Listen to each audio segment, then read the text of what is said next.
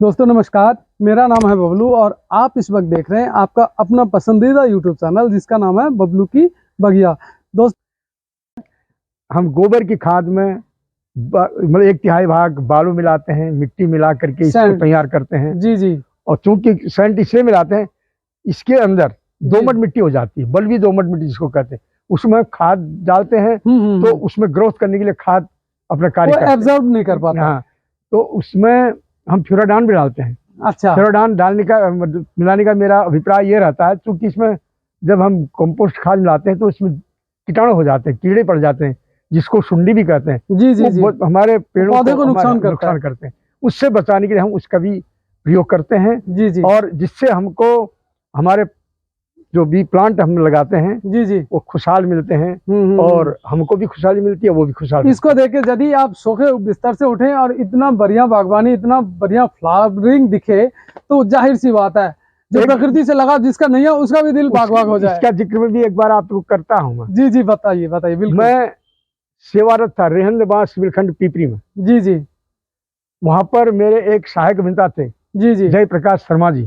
Sir चलते चलते बात करते हैं। मैकेनिकल हमारे यही रहे और सुपरिटेंडिंग इंजीनियर होकर को रिटायरमेंट इसमें जो इंजीनियर है उनको पढ़ा भी रहे हैं। जी जी। इतने मधुर स्वभाव के व्यक्ति रहे हैं। जी जी। उनसे मैंने कहा कि मैंने कहा सर हमारे फिल्टर प्लांट में भी कुछ गमले आप मंगवा देते, हम यहाँ पर प्लांट लगाते। उन्होंने कहा कि आगरी साहब ये प्लांट लगाने का अभिप्राय क्या है, क्या इसका औचित्य है। मैंने कहा साहब इससे एफिशिएंसी बढ़ती है, जो भी कर्मचारी यहाँ पर काम करेंगे देख के इसको उनको देख करके उनका खुश रहेगा, कार्य में हमारा जो है कि प्रगति मिलेगी। बिल्कुल बिल्कुल। और उन्होंने एनर्जी बूस्ट हो जाएगी। हाँ, तो उन्होंने मेरी बात को स्वीकारा और मैं खुद बनारस गया हूँ। मेरे साथ ये हमारे चंद्रिका दत्त पाठक जी, CBGD पाठक जी हमारे जेई थे उस समय। जी जी। तो वो हम दोनों आदमी गए और जा करके बनारस से हम लोग ये गमले ले आए, प्लांट ले आए, लगाए।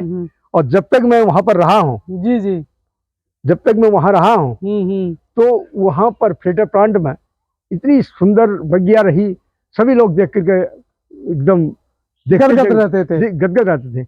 आज मैं सुनता हूँ दूरभाष से, लोगों से पूछता हूँ कि भैया क्या स्थिति है वहाँ की, लोग बड़े दुख के मारे कहते कि अंकल जी आप चले गए तो अब बगीचा भी चला गया।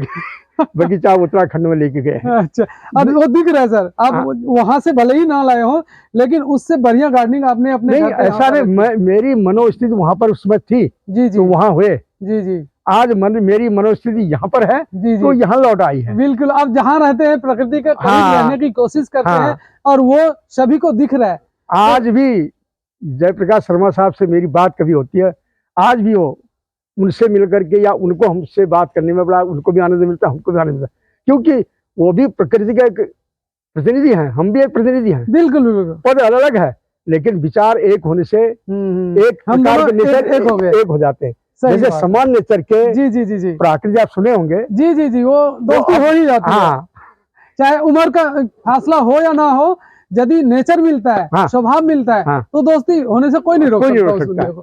सर मैं आप जानना चाहूंगा कि ये सारे जो गुलदावरी के पीले कलर का आपने वैरायटी यहाँ पे लगा रखा है, ये क्या खुद आपने लगाए हैं ये? हाँ, सब बड़े या नर्सरी से लाकर? ना, मैं अपने घर पे ही। हाँ, घर पर भी ये पौधा घर पे ही तैयार हुआ है। यहाँ पे इन्होंने रंग बिरंगे गुड़हल लगा रखे हैं और गुड़हल केवल लगा नहीं रखे हैं, ऑफ सीजन होने के बाद भी ये फ्लावरिंग देख लो आप, ऑफ सीजन के बाद भी यदि इतना बढ़िया फ्लावरिंग हो रहा है तो इन्होंने बहुत केयर किया है, ये तो बोलना ही पड़ेगा।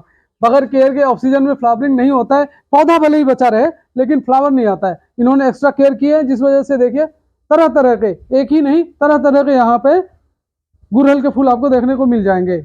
ये देखिए, तो सर ये गुड़हल के फूल जो है, मैं एक ही कलर के एक से ज्यादा प्लांट देख रहा हूँ, तो इसको भी आपने कटिंग से लगा? हाँ, मैं कुछ जैसे एक एक प्लांट लिया था पहले, तो नर्सरी से एक प्लांट लाए थे, फिर उसके मैंने और तैयार किए। अभी भी मेरे इसके तैयार हो रहे हैं।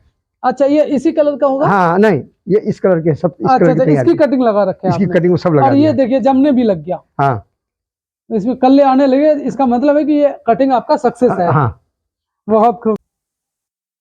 तो दोस्तों अब मैं श्रीमान के छत के ऊपर आ गया हूँ। यहाँ भी इन्होंने ढेर सारे गमले लगा रखे, अलग अलग तरीके के फूल हैं और अलग अलग फूल भी हैं और कलर भी बहुत मल्टी कलर यहाँ पे है। चलिए मैं दिखाता हूँ। ये गुलदावरी का देख रहे हैं, लगदक है पूरा, पूरे पेड़, इसमें पत्ते नहीं दिख रहे ऊपर से, बिल्कुल गुलदावरी के फूल फूल ही दिख रहे। सर गुलदावरी की केयर कैसे करें, यदि आप बता सके तो आप कैसे करते हैं इसको, इतना बढ़िया फ्लावरिंग लेने के लिए आप क्या करते हैं, ये यदि मेरे दर्शकों को आप बता सकें। ये इसके रोपण के पूर्व जी जी पहले हम इस मिट्टी को जी और 1/3 भाग बालू मिला करके, जी कंपोस्ट खाद मिला करके मिट्टी को और ये स्फेरनाट डाल करके इसको धूप में ये सनलाइट देते हैं। एक दिन भर इसको सूर्य की लाइट आती है। उसके बाद सूख जाने के बाद तब इस मिट्टी को हम गमले में भरते, जब सूख जाती पूरी।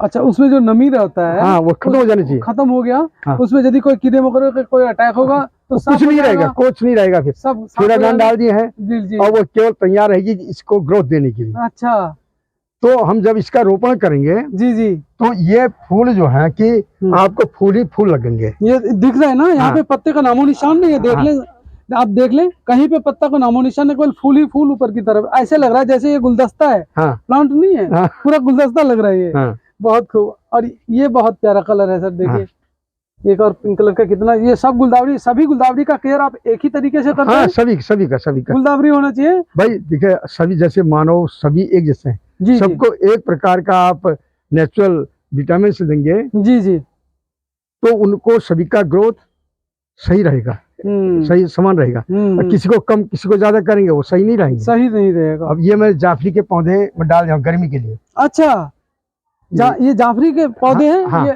बीज कहाँ से लाया? बीज मेरे पास थे, मैं बनाया था बीज और जमने लग गया। देखिए कितना बढ़िया ग्रोथ होने लग गया इसमें। कितने दिन पहले लगाए थे इसको? अब मैं ये लगभग 1 हफ्ता हो गया होगा। अच्छा, इसी में तो श्रीमान जी, आपको प्रकृति से इतना स्नेह है, देख के मुझे खुशी हुई। उम्मीद है कि आज का इस एपिसोड को देख के लोगों को खुशी मिली होगी। केवल खुशी नहीं मिली होगी, वो भी प्रकृति के करीब आने के लिए सोचेंगे। और इतना नहीं तो थोड़ा बहुत ही सही, जितना ऑक्सीजन वो लेते कम से कम उतना तो अपने छत पे लगा ही लेना चाहिए लोगों को, ताकि प्रकृति का ये जो संयोजन है बना रहे। हमें आने वाले दिन में सिलेंडर ढो के ऑक्सीजन नहीं लेना है, प्रकृति से ही नेचुरल ऑक्सीजन लेना है। इसके प्रति हम लोग अभी से सचेत हो जाएं तो सही है।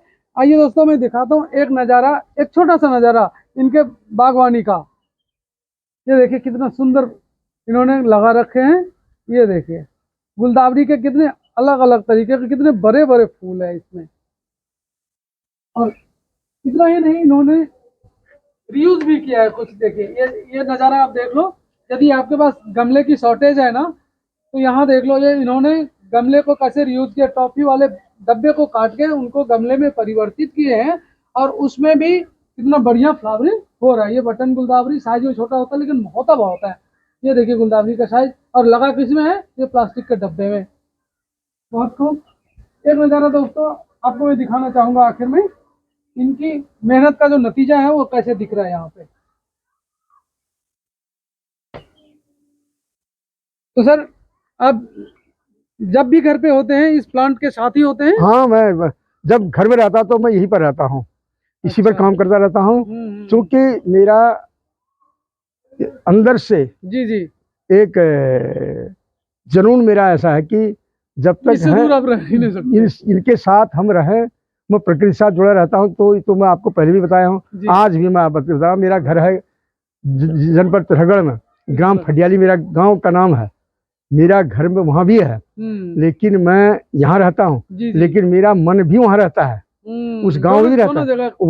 वहाँ के रोड के संबंध में, वहाँ के गांव में रोड नहीं आ रही थी। सरकार भारत सरकार से स्वीकृत होगी, भारत सरकार से स्वीकृत होने के बाद राज्य सरकार से भी स्वीकृति होगी, परंतु कुछ लोगों के गलत सोच की वजह से, अड़चन की वजह से, कुछ लोगों के गलत सोच, उनके अड़चन की वजह से रोड न होने के कारण मुझे जनहित याचिका नैनीताल जनपद में दाखिल करने के लिए विवश होना पड़ा। अच्छा, मैं वो इस प्रकार से भी लोगों की सेवा कर रहा हूँ, जबकि मुझे उस रोड की विशेष जरूरत नहीं है। आना जाना कम होता है, रहना यहाँ मुझे यहाँ है। लेकिन वहाँ के जनों के, क्योंकि वो मत सोचे भाई आप क्या सोच रहे मेरे प्रति, आपका विषय है। ये मैं आपके प्रति क्या सोच रहा हूँ, ये मेरा पर्सनल चीज है। हाँ, आपको अच्छा ही सोचना है और सभी के लिए सोचना है, ये आपकी सोच। हमारा ऐसा है, पर हित सरिस धर्म नहीं भाई। जी, पर हित के बराबर कोई धर्म ही नहीं है, धर्म ही नहीं है। बहुत को समझ है। तो इसलिए मैं आज भी इधर मैं जब सेवा में था वहां भी मैंने कर्मचारी को न्याय दिलाने के लिए सुप्रीम कोर्ट तक हम लड़े हैं।